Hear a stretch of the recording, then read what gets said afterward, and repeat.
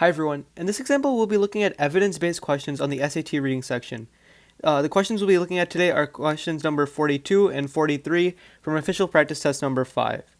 And so one key important thing that you want to remember whenever you're dealing with evidence-based questions on the SAT reading section are that you want the evidence that you pick to cover the entire question. So whatever the question is asking in the first part, you want your evidence that you pick in the second part to fully address that question. So for instance, if the question was asking about maybe like what a scientist thinks about like a disease, you want your answer and your evidence to cover both parts, both what the scientist is saying and what he has to say about the disease itself. You don't want partial answers. So we'll look at how to go about that in these two questions.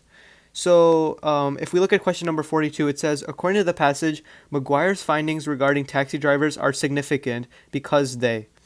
So as I underlined, this question really has two parts. It's asking for McGuire's findings regarding taxi drivers, but it's also asking for why those findings specifically are significant. So when we're looking for this evidence, we need to be able to address both parts of this question. So I've underlined all four evidence pieces in the second question. So let's start reading them. The first one says the right posterior hippocampus, a part of the brain known to be involved in spatial navigation, was 7% larger than normal in the cabbies, a small but very significant difference. So this sentence right here is just talking about the hippocampus, a part of the brain, and it's explaining why it was different in these, subjects in the study. So we can pretty much eliminate this answer right away because, as we said, this question wants to know two things: McGuire's studies and why they're important. And this statement here doesn't really address either part. So let's go on to the second one.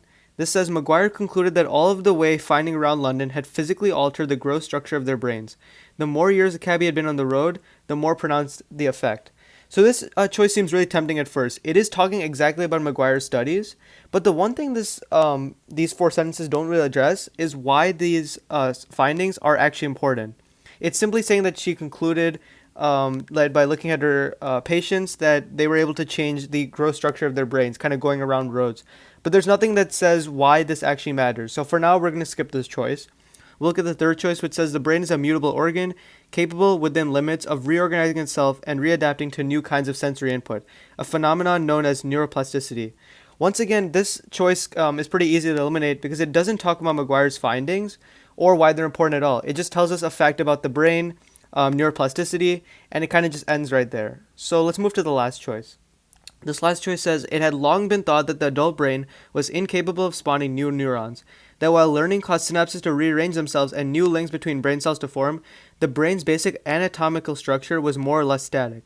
McGuire's study suggested the old inherited wisdom was simply not true.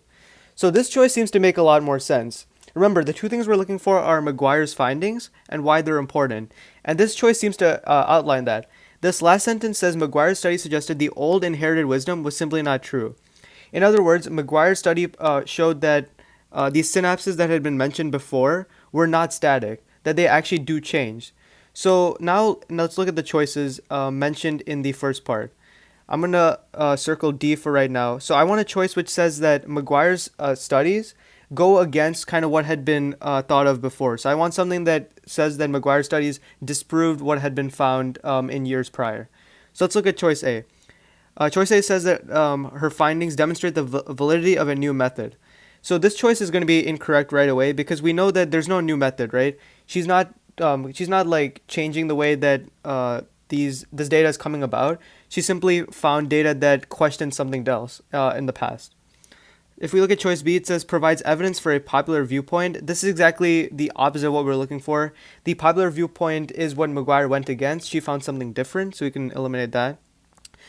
Choice C says it calls into question an earlier consensus. Now this seems to be the right answer. Her data went against what everybody thought of before, and a consensus means that it was something that is heavily agreed upon. So this looks like it's correct for now. And just to make sure that's right, well, let's look at choice D, which says it challenges the authenticity of previous data. Now this might seem right at first because McGuire did go against previous data, but it's important to look at the entire sentence. This says challenges the authenticity.